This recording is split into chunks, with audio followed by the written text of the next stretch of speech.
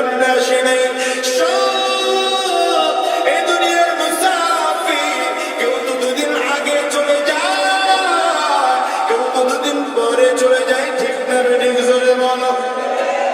কিন্তু চমৎকার ব্যাপার হলো, কয়জন মানুষ জান্নাতি হয়ে বিদায় নিতে পারে, কয়জন মানুষ ইমানদার হয়ে বিদায় নিতে পারে, কয়জন মানুষ আল্লাহ ওয়ালা হয়ে বিদায় নিতে পারে, কয়জন মানুষ বিদায় নেওয়ার পরে কবরটা জান্নাতের বাগান হয়, কয়জন মানুষ বিদায় নেওয়ার পরে কবরটা জান্নাতের টুকরা হয়, কয়জন মানুষ বিদায় নেওয়ার পরে কবরটা জান্নাতের বাগান হয়। কারণ নবী আমার বলে, আল কবর রাউযাতুন মিন রিয়াজিল জান্নাহ আও কাফরাতুন মিন আফারিন নার। কবরটা কারো জন্য জান্নাতের টুকরা হয়ে যাবে, আবার কবরটা কারো জন্য জাহান্নামের গর্ত হবে।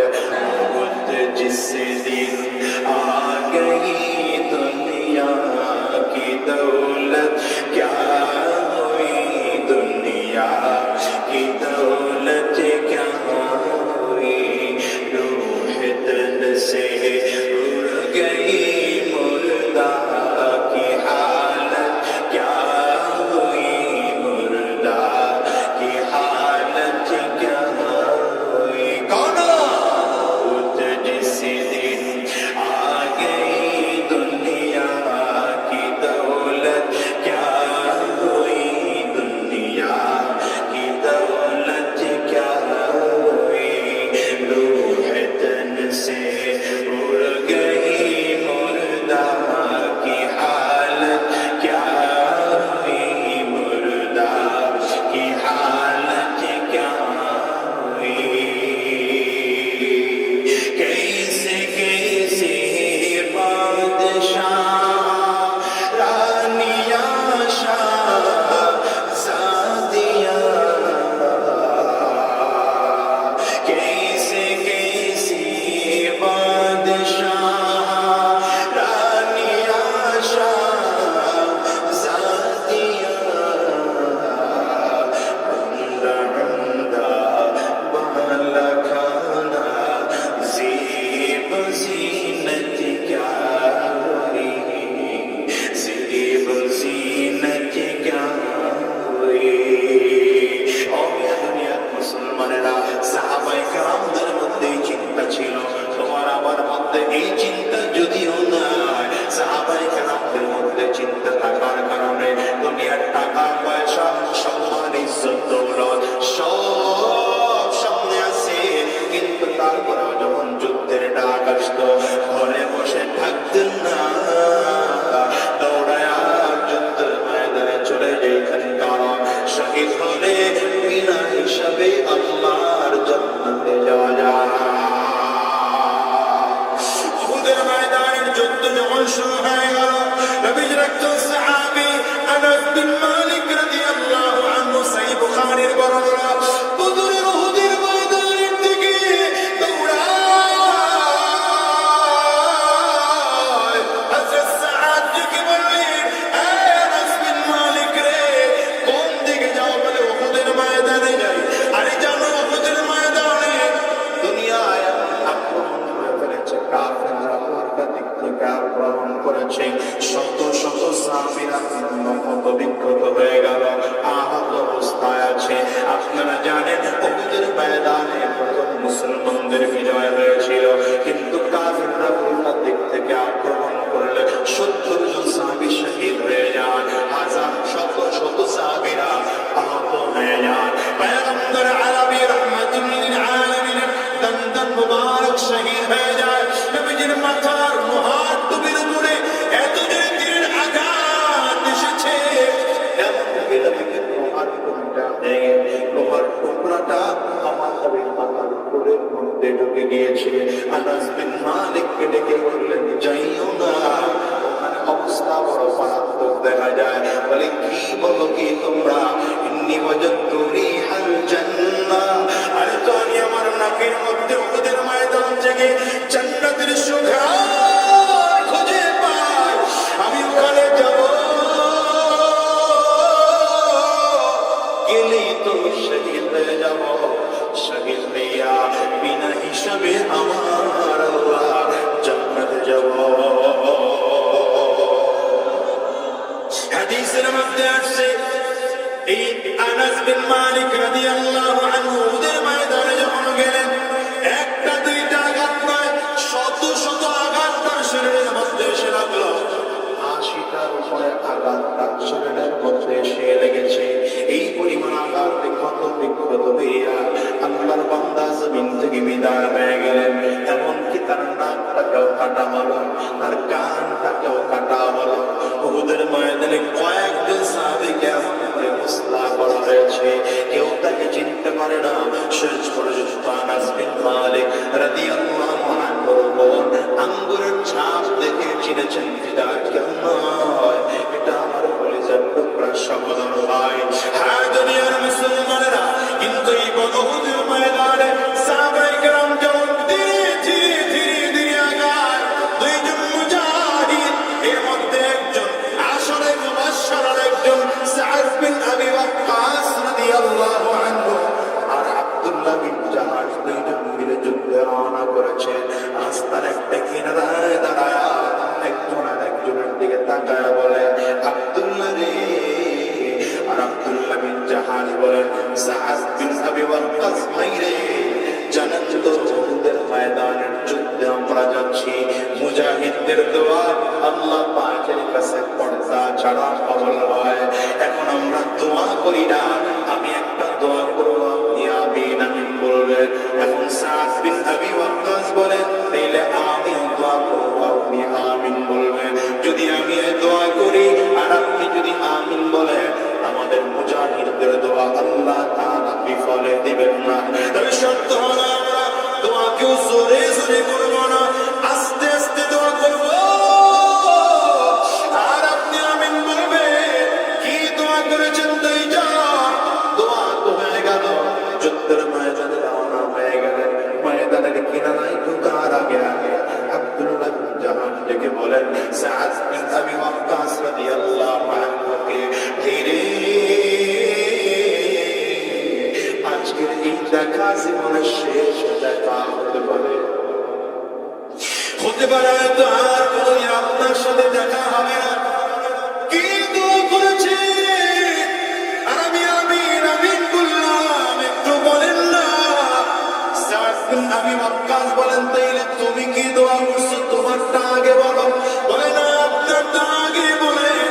সাদ বিন আবি ওয়াক্কাস বলেন, আমি দোয়া করেছি আল্লাহ পাকের কাছে, আল্লাহ উহুদের ময়দানের যুদ্ধ যখন শুরু হয়ে যাবে, একজন শক্তিশালী কাফির যেন আমার সামনে এসে দাঁড়ায় যায়, আমি আমার তরবারি দিয়া যুদ্ধের ময়দানে এই মুজাহিদরা যেন জমিন থেকে এই কাফিরটারে বিদায় করে দিতে পারি।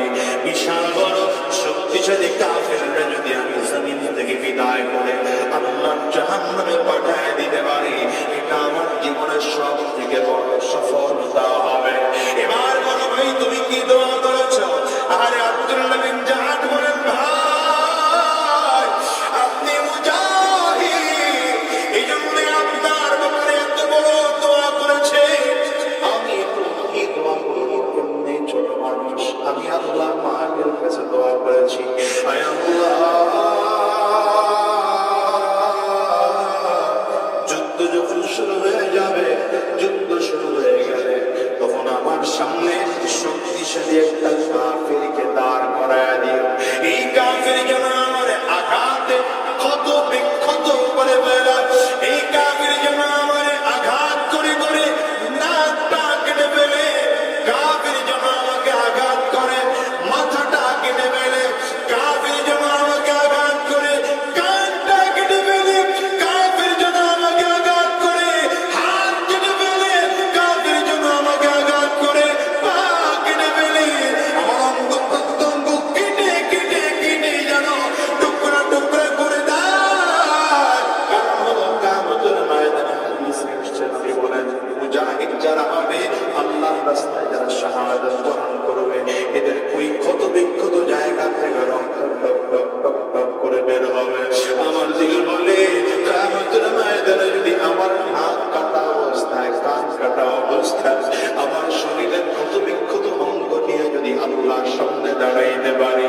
আমার জিজ্ঞাসা করবেন, এই আব্দুল্লাহ বিন জাহাশ কি নিয়ে আসছো?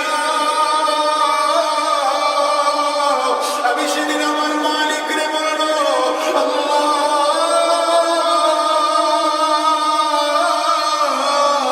আর কিচ্ছু নিয়ে আসতে পারি নাই, তোমার দিন জমিনে চিন্তা করার জন্য এত আঘাত সহ্য করেছি, এত আঘাত সহ্য করেছি। দেখো আল্লাহ, আমার নাকটাও কাফিররা কেটে ফেলেছে, আমার কানটা তো কাফিররা কেটে ফেলেছে, আমার দাঁত কাফিররা ফেলে দিয়েছে, আমার হাত কেটে ফেলেছে, আমার আমার পা কেটে ফেলেছে, আমার মাথাটাকে কেটে ফেলেছে। কাফিররা আমাকে জমিন থেকে মুসলা করে বিদায় করেছে। আল্লাহ, এর বিনিময়ে তুমি আমার জান্নাত দাও, বিনিময়ে তুমি আমাকে জান্নাত দাও। ও দুনিয়ার মুসলমানেরা, সাহাবায়ে কেরাম দিলের মধ্যে কত তাকওয়া ছিল, কত জাহান্নামের ভয় ছিল। এবারে ডেকে বলে, ভাই সাদ রে, কাজ কেন করেছি জানো? কারণ দুনিয়ার আমল দিয়ে জান্নাত পাবো সেই চিন্তা আমার নাই। আমার মনে বড় ভয় হয় যদি কিয়ামতের ময়দানে মালিকের সামনে দাঁড়ায় কে নিয়ে দাঁড়াবো, কিন্তু যদি আমার কাফির মুশরিকরা আমার হাত পা নাক কান চক্কর কেটে ফেলে, তাইলে তো আল্লাহর সামনে দাঁড়ায় একটা পুঁজি দেখাইতে পারবো। আল্লাহ এই পুঁজি নিয়ে তোমার দরবারে দাঁড়াইতে, আমার এই পুঁজির বিনিময়ে আমার মাফ করে দাও। হ্যাঁ দুনিয়ার মুসলমান, এই জন্যই তো উহুদের ময়দানে ৭০ জন সাহাবী শহীদ হয়েছে, এরপরে ময়দান ছাড়েন না। রাহমাতুল লিল আলামিন রমজান মুবারক শহীদ হয়ে গেল। কাফিররা আমার নবীকে এত পরিমাণে আঘাত করেছে, যা আগেই বললাম, এর এত জোরে আঘাত লেগেছে আমার নবীর প্রভার মুখটা ভেঙে প্রভার খুলনাটা রাহমাতুল লিল আলামিন মাথার খুলের মধ্যে ঢুকে গেল। আমার নবী করতে করতে বেহুশ হয়ে জমিনের মধ্যে পড়ে গেলেন। কাফিরগুলো সুযোগে ঘোষণা দেয়, মুহাম্মদ জমিন থেকে বিদায় হয়ে গেলেন। এই ঘোষণা পাইতে দেরি হয়, সাহাবায়ে কেরাম পাগলের মতো হয়ে গেলেন। আবু বকর সিদ্দিক দৌড়ায়, আমার নবী কই?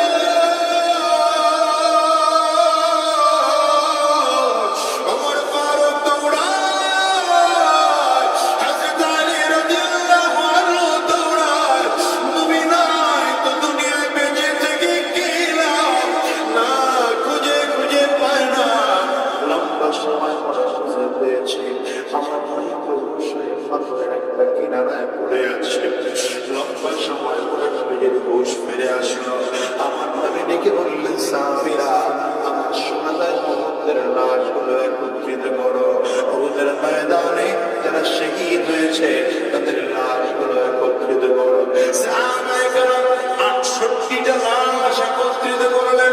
আমার নবী ডেকে বললেন, না না, দেখো না আর কোন সাহাবী আমার আছে কিনা। হঠাৎ করে পয়গম্বর তাকিয়ে দেখে, সাহাবায়ে কেরাম তাকিয়ে দেখে, বিয়ের নতুন লাল শাড়ি পরা ময়দানের কিনারা থেকে একজন মহিলা কাপড় আর চলা ডাক দেয়, নবী আমার,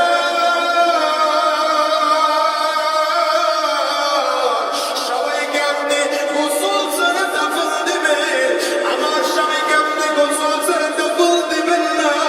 নবী আমার ডেকে বলেন, মা কে তুমি বলো না। মহিলা ডাক্তার, পয়গম্বর আমারে আপনি চিনবেন না, গতকালকে যাদের আপনি বিয়ে করিয়েছিলেন আমি তার বিবি, আমি আপনার সাহাবী হামজার বিবি।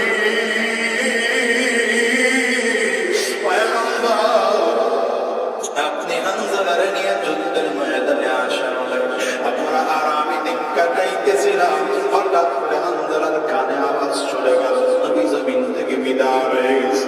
আপনারা লম্বা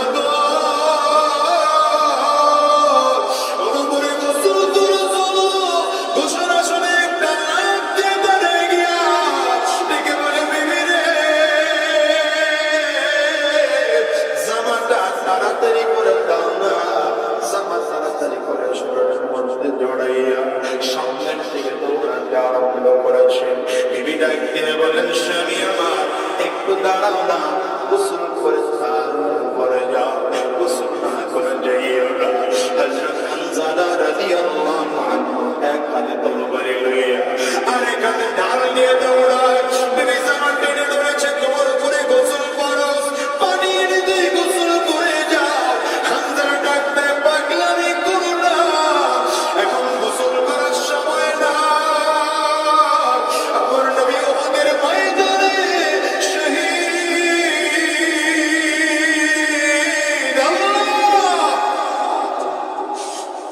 যদি জমিনে না থাকে আমি দুনিয়ার বেঁচে থেকে আল্লাহ দুনিয়ার বাচ্চা আমার লাগবে নবী করে আর কত কাল আমি কাঁদবো। হযরত হামজা রাদিয়াল্লাহু আনহু পাগলের মতো করে দৌড়ায়। এদিকে স্ত্রী ডাক দিয়ে বলে, পয়গম্বর আমার স্বামীর দিকে তাকায় খুঁজে দেখেন না আমার হামজার লাশটা কোথায়। নবী আমার দিকে বললেন, সাবিরা কোথায় হামজার লাশটা খুঁজে বের করো না।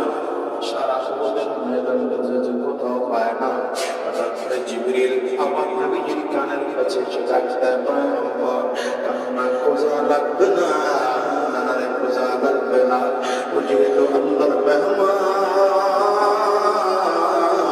আমার আল্লাহ তাকে জান্নাতি ফেরেশতা দিয়া জান্নাতের পানি দিয়ে গোসল করার ব্যবস্থা কইরা গোসলটাকে কমপ্লিট করাইয়া আপনার সাহাবীদের কাছে এসে হাজির করে দিয়েছি।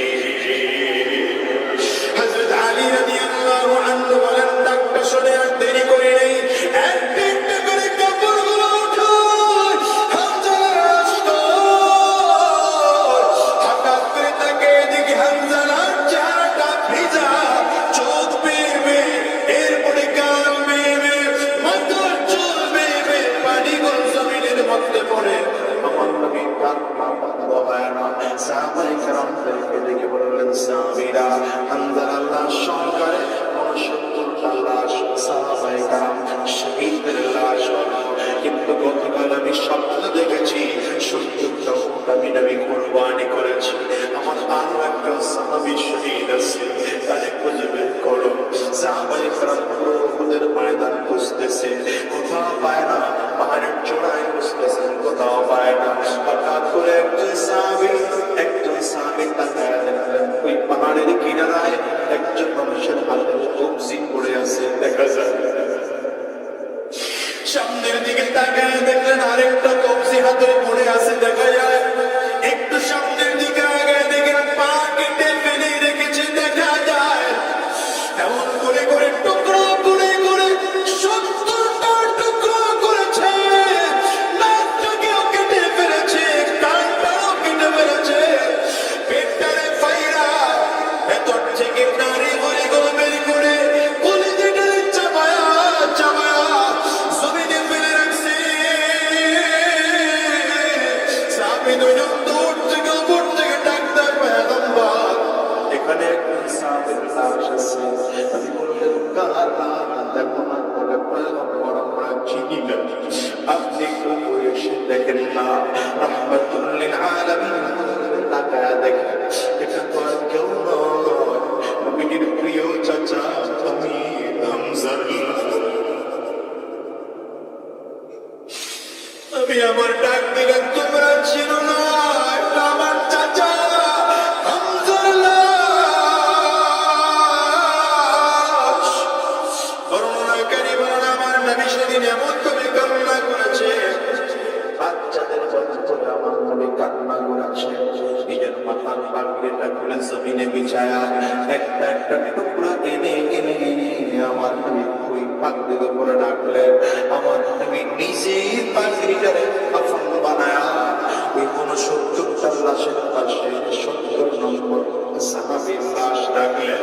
হযরত হামজা রাদিয়াল্লাহু আনহুর লাশ রাখলেন। ও দুনিয়ার মুসলমানেরা, তারাও তো মানুষ, তুমি আর আমিও তো মানুষ। একটা বারের জন্য কি ফিকির করেছ তোমার আমার মরণ কি সাহাবীদের মতো দামি মরণ হবে?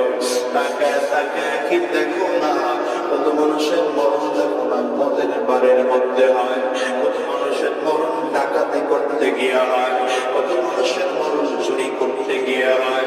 আমার তাকায় কি দেখো না, কত মানুষের মরণ কাবা তাওয়াফ করা অবস্থা হয়, কত মানুষের মরণ ওই শয়তানকে পাথর মারা অবস্থা হয়, কত মানুষের মরণ দেখো না আমার নবীজির রওজা জিয়ারত করা অবস্থা হয়। একটা বারের জন্য কি খেয়াল করে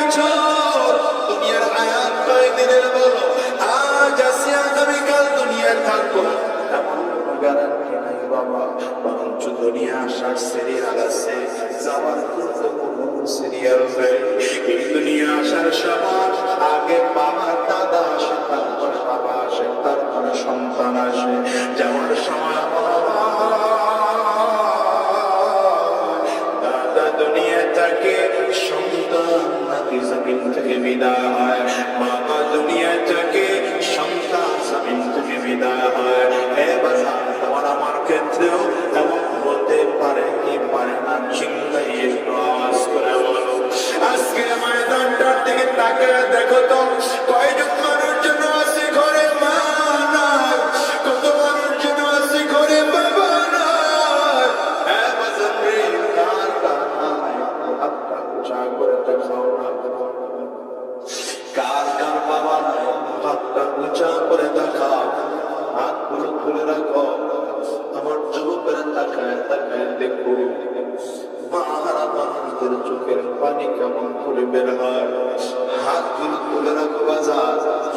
যুবকেরা তাকায় তাকায় দেখো তো, আজকে এই মানুষগুলো হাত তুলেছে, বাসায় গিয়ে দরজার মধ্যে টোকা দিলে তাদের মা দরজা খুলবে না। দরজার মধ্যে টোকা দিলে বাবা এসে মিষ্টি হাসি নিয়ে দাঁড়াবে না। কি করে তোমার বোঝাই বলো তো?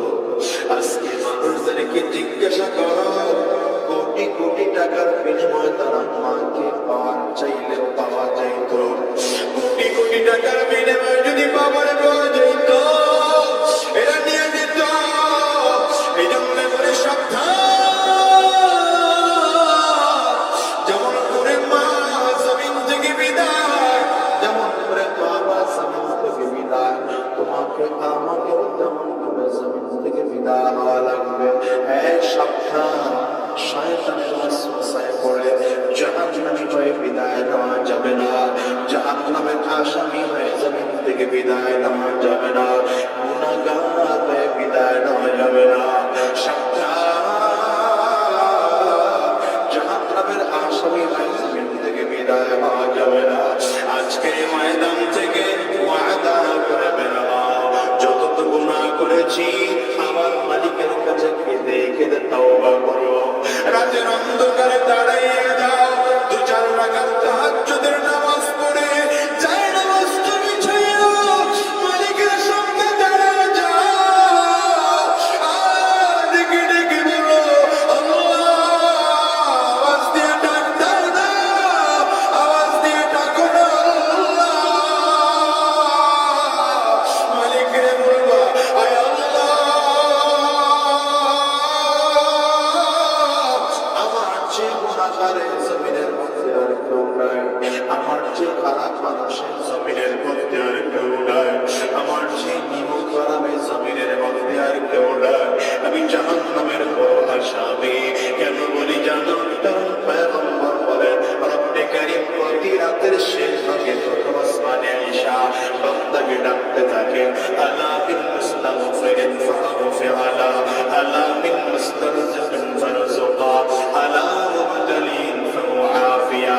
হে বান্দা, কি আছো? অন্যায় করে ফেলেছো, গুনাহ করে ফেলেছো, পাপ করে ফেলেছো। আমি আল্লাহর কাছে বল, আমি আল্লাহ তোর গুনাহ মাফ করে দেব। কে আছো রিজিকের অভাবে পড়ে গিয়েছো? আমি আল্লাহর কাছে বললাম, আমি আল্লাহ রিজিকের অভাব দূর করে দেব। কে আছো মুসিবতের মধ্যে পড়ে গিয়েছো? আমি আল্লাহর কাছে বল, আমি আল্লাহ মুসিবত দূর করে দেব। এই জন্য বাজার আজকের ময়দান থেকে ওয়াদা করে বের হও, হারাম রাস্তায় চলবো না, শয়তানি রাস্তায় চলবো না, গুনাহের পথে চলবো না। সাহাবায়ে কেরামদের মরণ কত আমি মরণ, আল্লাহ আমাদের নসিবে এখন মরণ দিও, ঈমানওয়ালা মরণ দিও, জান্নাতি হইয়া মরণ দিও আল্লাহ। গুনাহমুক্ত জীবন গইরা মরণ দিও, তওবা কইরা বাস করিয়া এরপরে জান্নাতে কবজ করিয়া। কারা কারা তৈয়ার আছো হাত তুলে আল্লাহরে দেখাও।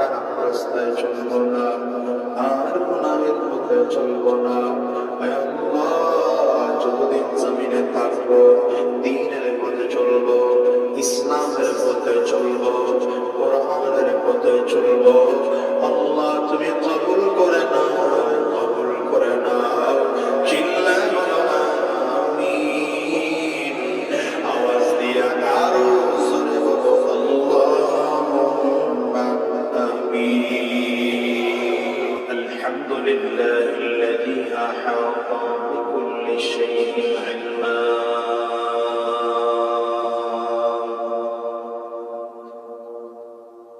وقضى بما يريد حكمة وحكما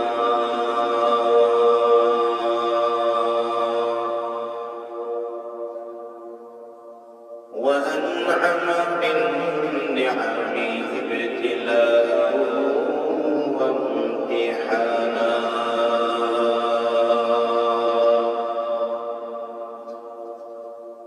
ونشهد أن لا إله إلا الله وحده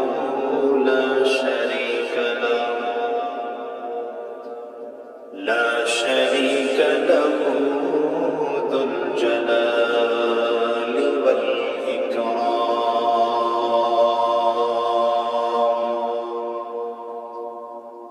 ونشهد أن محمدا عبده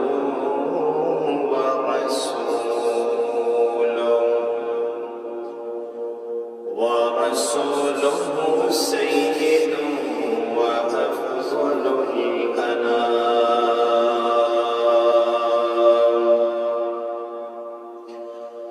اللهم صل على محمد وعلى آله وصحبه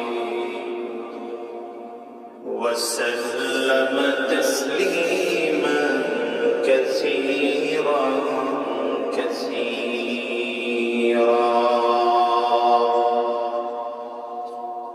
أما بعد فأعوذ بالله من الشيطان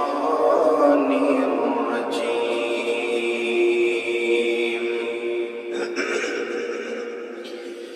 بسم الله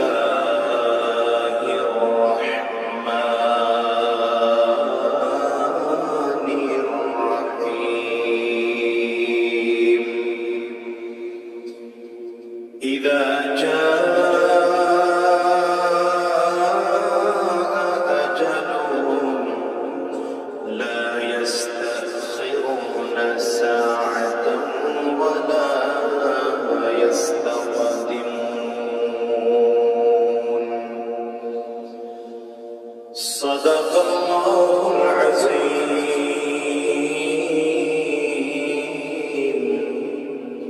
وصدق رسوله النبي الكريم ونحن على ذلك من الشاهدين والشاكرين والحمد لله رب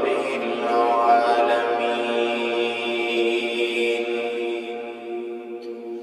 سبحانك لا علم لنا إلا ما علمتنا إنك أنت العليم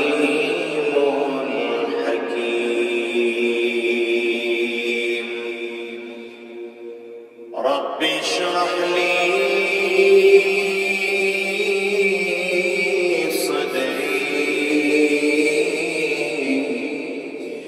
ويسر لي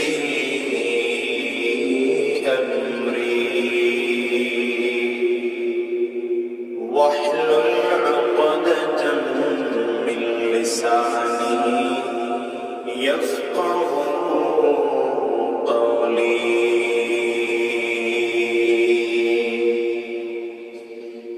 يا من يجيب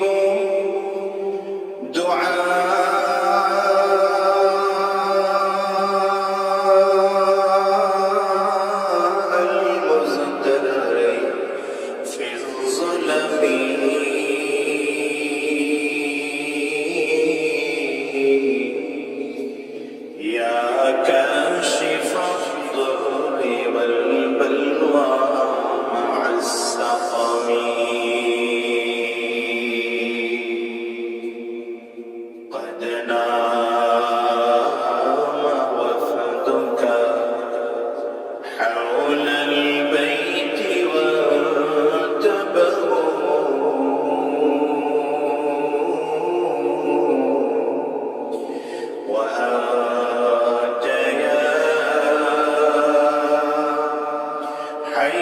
يا قيوم لم تنمي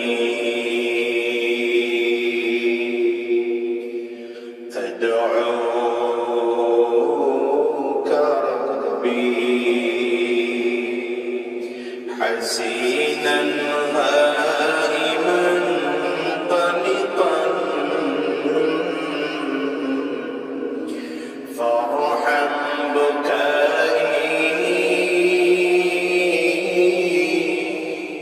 بحق البيت والحرم فارحم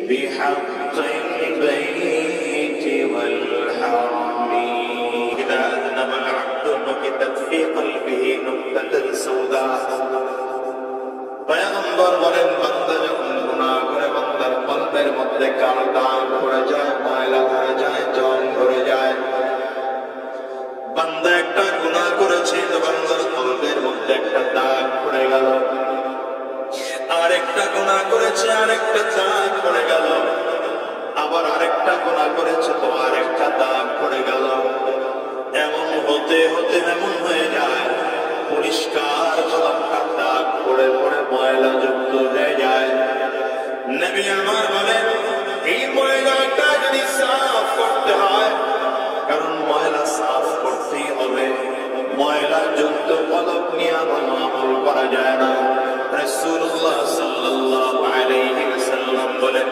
আলা ইন্না ফিল জাসাদি লামুদগা ইযা সালাহাত সালাহাল জাসাদ কুল্লু ওয়া ইযা ফাসাদাত ফাসাদাল জাসাদ কুল্লু আলা ওয়া হিয়াল কলব পয়গম্বর বলেন তোমাদের প্রত্যেকের শরীরের মধ্যে একটা গোশতের টুকরা আছে গোশতের টুকরাটা যখন ভালো হয়ে যায় পুরো মানুষটাই তখন ভালো হয়ে যায় গোশতের টুকরাটা যখন খারাপ হয় পয়গম্বর বলেন পুরো মানুষটাই তখন খারাপ হয়ে যায় নবী আমার ডেকে বলেন এই গোশতের টুকরার নামটা কি জানো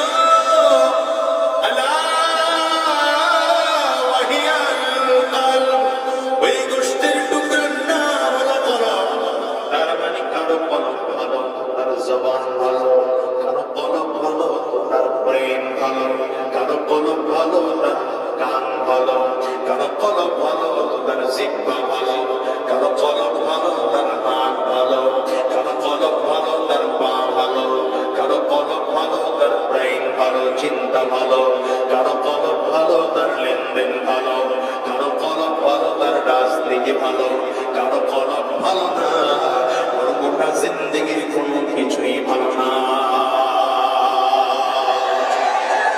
এই জন্য কলমটারে ভালো বানানোর দরকার আছে না কলমটা ভালো বানানোর দরকার আছে না এই যে শুধু বছর ধরে ধরে যারা আবার দেশের টাকাগুলো চুরি করলো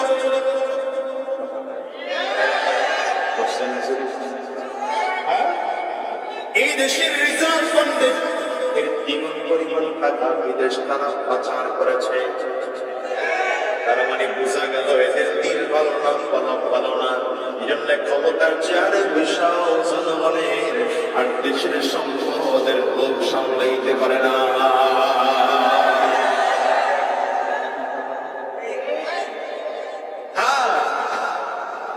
কলমটা ভালো বানাইতে হবে যার দিল ভালো ওটা দুনিয়া ওটা বডিটাই তার ভালো সাহাবায়ে কেরামদের নবী তো মেহনত করেছেন কলবের মেহনত হক্কানি পীর মাশায়েখদের মেহনত কেন জুমাত দিনের বয়ান কেন বয়ানগুলো মূল কারণ এই ওয়াজ মাহফিলের মূল কারণ মানুষের দিলগুলোকে সাফ বানানো পাক বানানো দিলের মধ্যে যেন কোনো বক্রতা না থাকে দিলের মধ্যে যেন কোনো ময়লা গন্দগি না থাকে এতে নেক আমল করতে ভালো লাগে এই কথা ঠিক না এই যে এনে জোরে করে বসে রয়েছে মাশাআল্লাহ কিছু কিছু জোয়ান আমার আছে মোবাইলের মধ্যে হেডফোন লাগায়া হেডফোন কানের মধ্যে দিয়া গান আর রাস্তায় হাঁটে, আমার যুবক আছে না? আছে না? আছে না? ওখানে তো পিঠে আল্লাহ ফিরা না যায়। কথা বলবেন না। আজকেও দেখবেন, আজকের ময়দানে ওই আশেপাশের দোকানগুলোতে দেখবেন বসে বসে কিছু মানুষ লেকচার দেয়, হুজুররা কি কয় এটা জানি না। হুজুররা কি কয়? খালি হেলে হুজুর করে ভালো কাছে শুনে লাভ নাই, মোড়ায় মোড়ায় মাহফিল হয়, অভাব নাই। তাই না? মাহফিল মামে মাহফিল, বহুত মাহফিল, এত ওয়াজ শোনার কোনো দরকার নাই। আল্লাহ জান্নাত দিলে এমনি যাবে। আছে না এমন কিছু বলা? ওখানে সুবর্ণ সুযোগ পেল, জান্নাতি পরিবেশে বসার সুযোগ পেয়েছে। এই জান্নাতি পরিবেশে বসার সুযোগ পাওয়ার পরেও গ্রহণ করতে পারে নাই, কারণ দিল ভালো না। কি ভালো না? কি ভালো না? দিল ভালো না। এই জন্য পয়গম্বর বলেন, দিল যার ভালো গোটা বডিটা তার ভালো। দিল যার ভালো না, গোটা বডির কোন অঙ্গ প্রত্যঙ্গই তার ভালো না। দিল ভালো না তো তার জবান ভালো না, দিল ভালো না তার হাত ভালো না, দিল ভালো না তার কান ভালো না, দিল ভালো না তার পা ভালো না, দিল ভালো না তার লেনদেন ভালো না, দিল ভালো না তার উঠা বসা ভালো না, দিল ভালো না তার রাজনৈতিক জীবনটাও ভালো না। তার মানে কলব যদি কারো ভালো হয়, সেই মানুষটার গোটা বডিটাই ভালো হয়ে যায়। এইবার নবী আমার বলেন, লিকুল্লি শাইইন সিকালা ওয়া সিকালাতুল কুলুবি যিকরুল্লাহ। পয়গম্বর ডেকে বলে, প্রত্যেকটা জিনিস জং ধরে গেলে পরিষ্কার করার একটা যন্ত্র আছে। হে বাজার, আপনি আপনার বাড়ির মধ্যে গ্রিল লাগিয়েছেন, 2-4 দিন করে গ্রিলের মধ্যে মরিচা পড়ে গেল, জং ধরে গেল। মিস্ত্রিকে ডাক দিলেন, মিস্ত্রি এসে শিরিষ কাগজ দিয়ে ঘষতে আরম্ভ করেছে। যত ঘষা দেয়, শিরিষ কাগজ দিয়ে ঘষা দিলে জঙ্গল উঠে যায়, পরিষ্কার হয়ে যায়। ঠিক আপনার আমার দিলের মধ্যে গুনাহের কারণে জং ধরে যায়, ময়লা ধরে যায়। রাসূল আরবি বলেন, এই কলবের ময়লা যদি পরিষ্কার করতে হয়, জিকিরের জোর লাগাও, কলব পরিষ্কার হয়ে যাবে।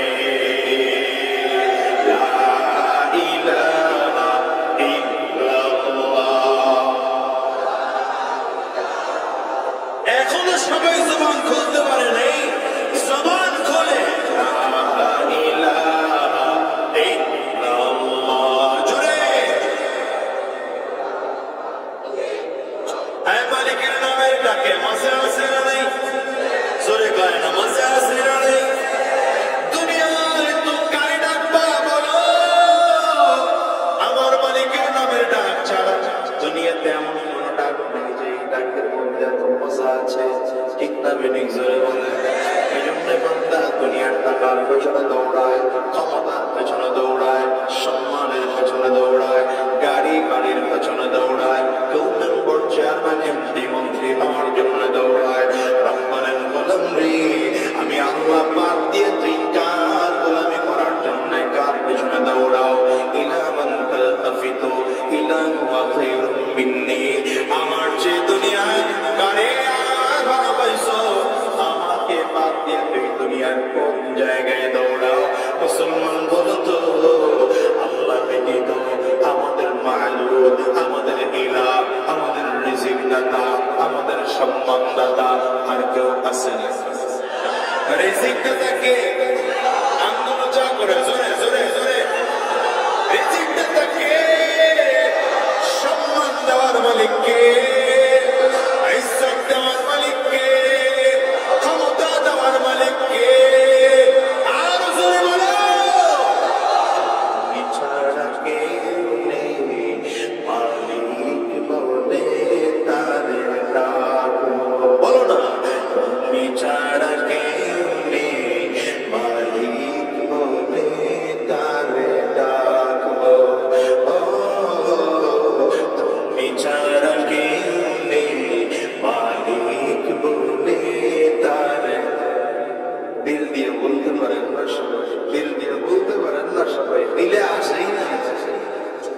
কুফর আর শিরকের বিধান এত ঢুকছে ভিতরে, এখন দিল দিয়ে মালিকের নাম হয় না, কণ্ঠটা উজাড় করে বলে তুমি ছাড়া কেউ নেই, মালিক বলে তার, ও তুমি ছাড়া কেউ নেই, মালিক বলে তার, তুমি ছাড়া কেউ নেই,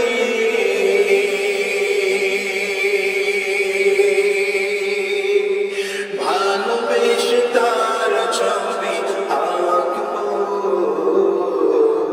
তুমি ছাড়া কেউ নেই, মালিক বলে তার ডাকবো, বলো তুমি ছাড়া মালিক বলে তার ডাকবো, জবান করে ডাকবেন আল্লাহ, আরো জোরে আল্লাহ, আরো জোরে আল্লাহ, জবান খুলে চিল্লায়া ডাক দাও না আল্লাহ,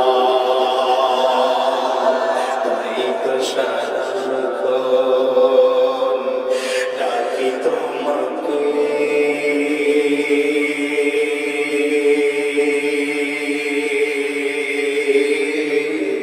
ভালোবেসে কাছে টেনে নাও আমাকে, তাই তো সারাক্ষণ ডাকি তোমাকে,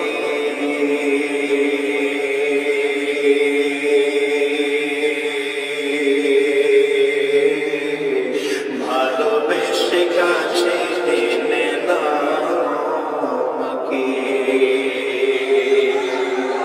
হৃদয়ের গহীনে আছো তুমি,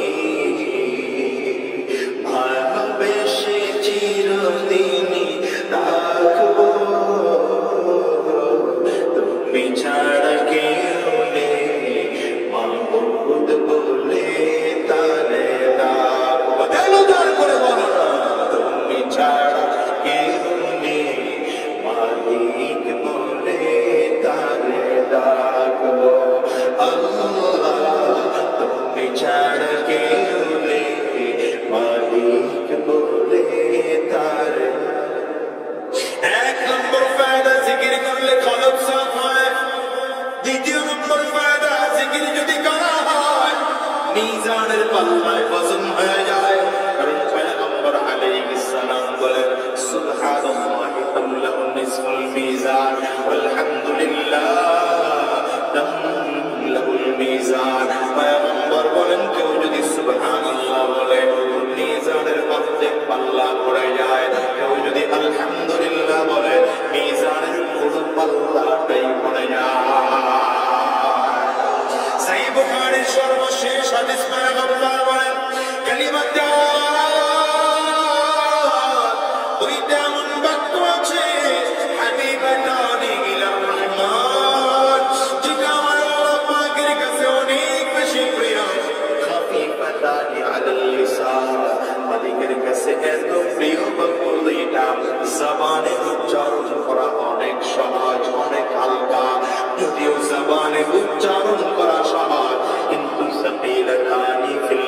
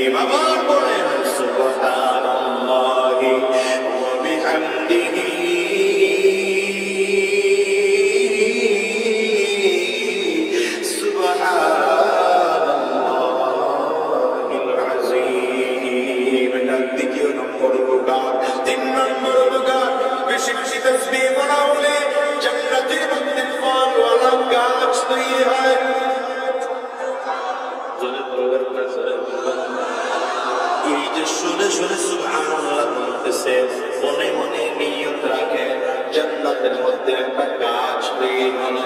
যতবার সুবহানাল্লাহ বলবে জান্নাতের মধ্যে একটা একটা করে গাছ তৈরি হবে। কোথায় পাইলাম? বাইহাকী হাদিসের মধ্যে এসেছে, মেরাজে যখন আমার নবী রাহমাতুল লিল আলামিন রওনা করলেন, সাত আসমানের উপরে ওঠার পরে পয়গম্বর ইব্রাহিম আলাইহিস সালাতু ওয়াস সালামের সাথে আমার নবীর সাক্ষাৎ হলো। বলেন তো পয়গম্বর ইব্রাহিম আলাইহিস সালাম আমাদের কি হবে? জাতি 16 বছরে খায়া ফেলাইছে। মুসলমানদের জাতীয় পিতার নাম কি? আওয়াজ করে জোরে কাবিয়া। এই জমিনটা নাম পাইছে মুসলমানদের জাতীয় পিতার নাম কি? কেন জাতির পিতা হলেন পয়গম্বর ইব্রাহিম আলাইহিস সালাম? আমরা বলি না, আল্লাহ কোরআনে বলেছে। ঠিক কিনা জোরে বলেন। মাদ্রাসার ছাত্র না পাবলিক কোনটা? মাথা নিচের দিকে কেন?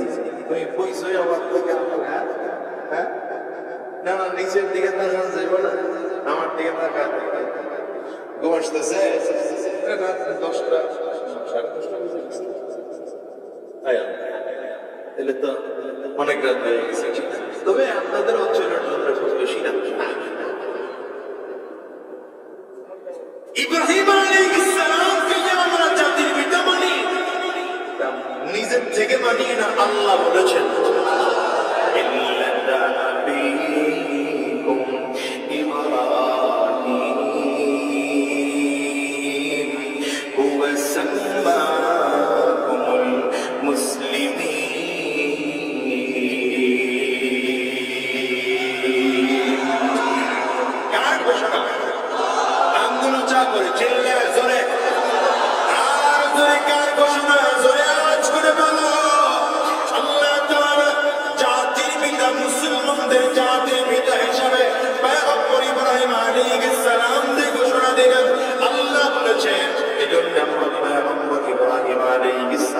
জাতির পিতা মানে। আল্লাহ যদি ঘোষণা না দিতেন আমরা তারা মানতাম না। এখন যদি কারো ব্যক্তিগত আব্বারে জাতির আব্বা বানাইতে চায়, হয়তো ক্ষমতায় থাকলে কিছুদিন জাতি নির্দ্বিধায় হলো মেনে নিতে পারে। ক্ষমতার চেয়ার সরে গেলে ছোট ছোট বাচ্চারা রাস্তার মোড়ে মোড়ে সিগন্যাল দেয়, জাতির পিতা ইব্রাহিম অমুক মিয়া ঘোরাটি। ইব্রাহিম আলাইহিস সালাতু ওয়াস সালামের সাথে আমার নবীর সাক্ষাৎ হয়েছে। কোথায় কোথায়? কোথায়? সাত আসমানের উপরে, যেখানে বাইতুল মামুর।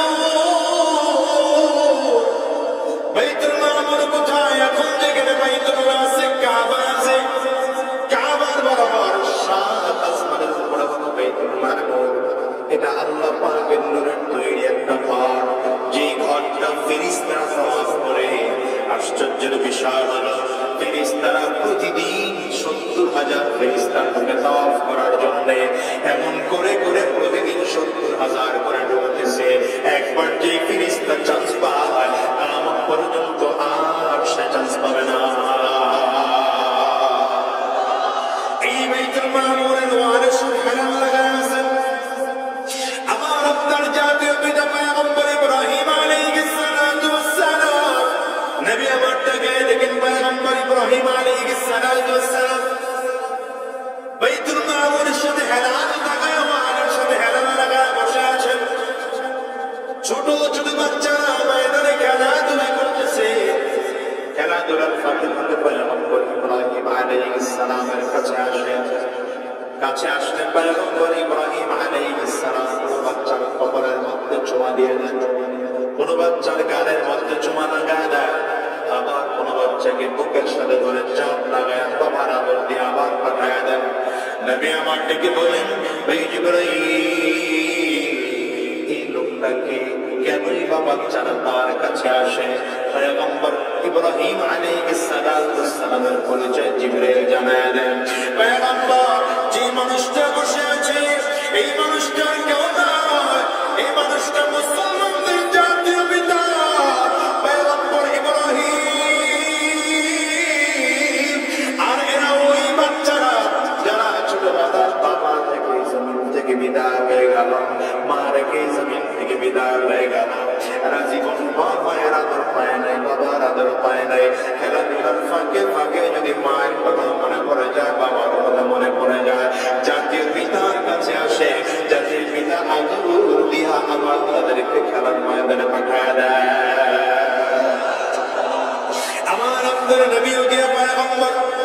ইব্রাহিম আলাইহিস সালামের সামনে দাঁড়ায় সালাম দিলেন, আসসালামু আলাইকুম ওয়া রাহমাতুল্লাহ। পয়গম্বর ইব্রাহিম আলাইহিস সালামের সাথে লম্বা চড়া কথা হলো আমার নবী। কথার এক ফাঁকে ডাক দিয়ে বললেন, পয়গম্বর আপনার শেষ নবীর উম্মতদের সাথে আমার দেখা হওয়ার সুযোগ নাই, তবে আপনার মাধ্যমে আপনার উম্মতের কাছে কিছু কথা বার্তা পৌঁছায় দিতে চাই। কি বার্তা পৌঁছায় দিবেন? চারটা কথা পয়গম্বরের কাছে আমাদের জন্য পয়গম্বর ইব্রাহিম আলাইহিস সালাম পৌঁছায় দিলেন। এর মধ্যে এক নম্বর কথা, আখরি উম্মাতাকা মিনিস সালাম।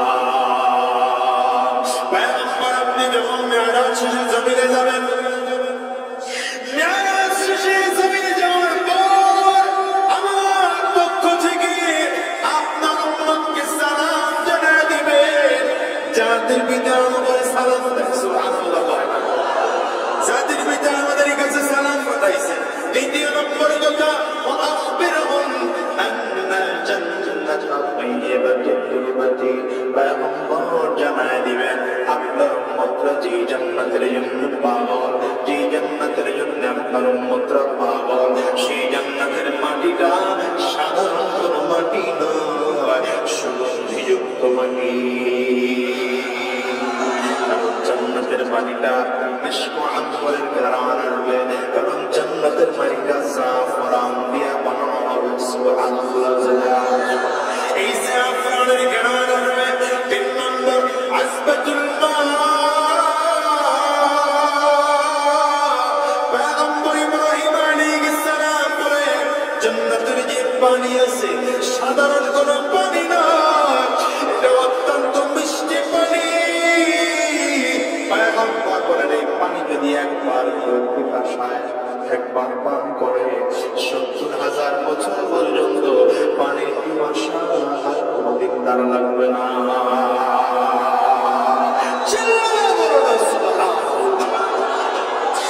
এবার ৪ নম্বর বলেন ইব্রাহিম আলাইহিস সালাম। ১ নম্বর কি করলেন? সালাম পাঠাইলেন। দ্বিতীয় নম্বর কি বললেন? জান্নাতের মাটিটা সুগন্ধিযুক্ত মাটি। ৩ নম্বর বললেন পানিটা বড় মিষ্টি পানি। ৪ নম্বর বললেন জান্নাতের যে ময়দানটা আছে, জান্নাতের ময়দানটা কিন্তু ফাঁকা। কেমন ফাঁকা খেয়াল করেন, জান্নাতের ময়দানটা কত বড় হবে। পয়গম্বর আরবি বলেন দুনিয়ার সব থেকে ছোট যাকে জান্নাত দেওয়া হবে, সব থেকে ছোট জান্নাতিকে এই দুনিয়ার ১০ গুণ বড় একটা জান্নাত তারা দেওয়া হবে। দুনিয়ার কত গুণ বড় জান্নাত? আর জোরে বলেন না কত গুণ বড়? এই বিশাল জান্নাতটা যদি ফাঁকা হয় ভালো লাগবে না খারাপ লাগবে? বুঝেন না, এই জন্য ভালো লাগবে। ফাঁকা হইলে ভালো লাগে।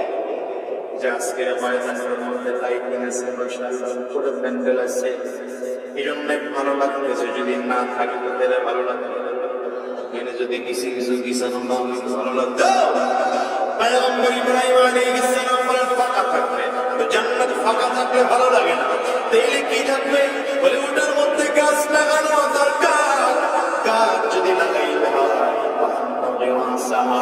সুবহানাল্লাহ ওয়ালহামদুলিল্লাহ ওয়ালা ইলাহা ইল্লাল্লাহ ওয়াল্লাহু আকবার।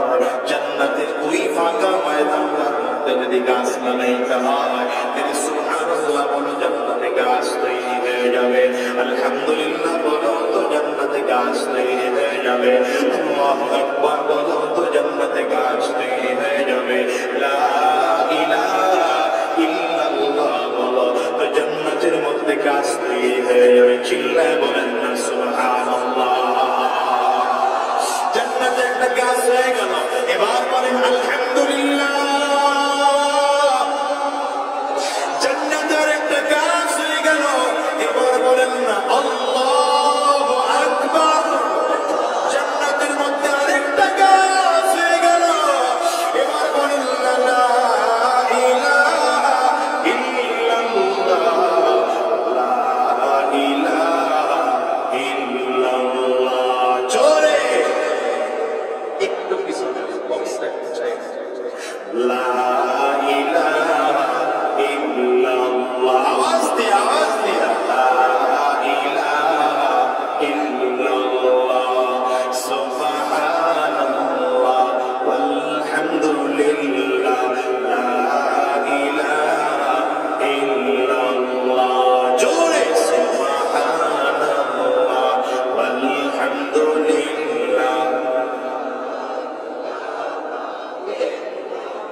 আমার দুনিয়ার মুসলমানেরা, এগুলো তাসবিহের নাম। কয়টা নামের কথা বললাম? তিনটা। চারটা কথা থেকে ইব্রাহিম আলাইহিস সালামের কথা।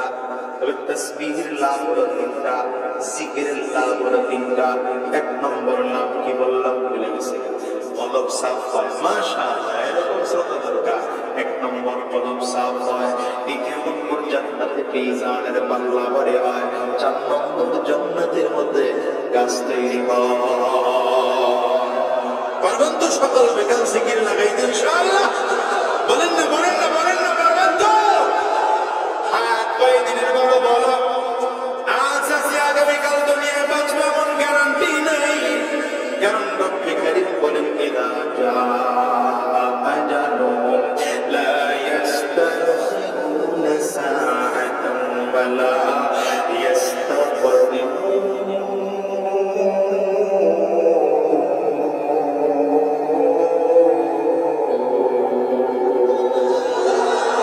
আল্লাহ তাআলা বলেন গোলাম শোনো, হায়াতের মত তোমার জন্য নির্ধারণ করা আছে। যেদিন তোমার মৃত্যুর পরোয়ানা চলে আসবে, ঠিক সেই সময় তোমার জান কবজ করা হবে। একটা তোমার আগেও হবে না, পরেও হবে না। হে মুসলমান, প্রথম প্রশ্নের উত্তর দেন। বলেন তো বাবা, টাকাওয়ালা, ক্ষমতাওয়ালা, সম্মানী মানুষ, এরাও জমিন থেকে বিদায় হবে কি হবে না? চিল্লায় জোরে বলেন। এই দুনিয়ার নমরুদ ছিল আজ জমিন থেকে বিদায়, ফিরআউন ছিল জমিন থেকে বিদায়, কারুন ছিল জমিন থেকে বিদায়, সাদ্দাত ছিল জমিন থেকে বিদায়, হামান ছিল জমিন থেকে বিদায়, আবু জাহাল, আবু লাহাব, উতবা, শায়বা এরাও জমিনে ছিল। দুনিয়া আছে না জমিন থেকে বিদায় হয়ে গেল। চিল্লায় চিল্লায় জোরে বলুন। আমার অন্যদিকে দেখো, আদম নবীনা আলাইহিস সালাতু ওয়াস সালাম, তিনিও জমিন থেকে বিদায় হয়ে গেলেন। পয়গম্বর ইব্রাহিম আলাইহিস সালাতু ওয়াস সালাম, তিনিও জমিন থেকে বিদায় হয়ে গেলেন। পয়গম্বর দাউদ আলাইহিস সালাম, তিনিও জমিন থেকে বিদায় হয়ে গেলেন। পয়গম্বর ইউসুফ আলাইহিস সালাম, পয়গম্বর মুসা আলাইহিস সালাম, পয়গম্বর ঈসা আলাইহিস সালাম, আখির জামানের পয়গম্বর জনাব মুহাম্মদুর রাসূলুল্লাহ সাল্লাল্লাহু আলাইহি ওয়াসাল্লাম থেকে বিদায়।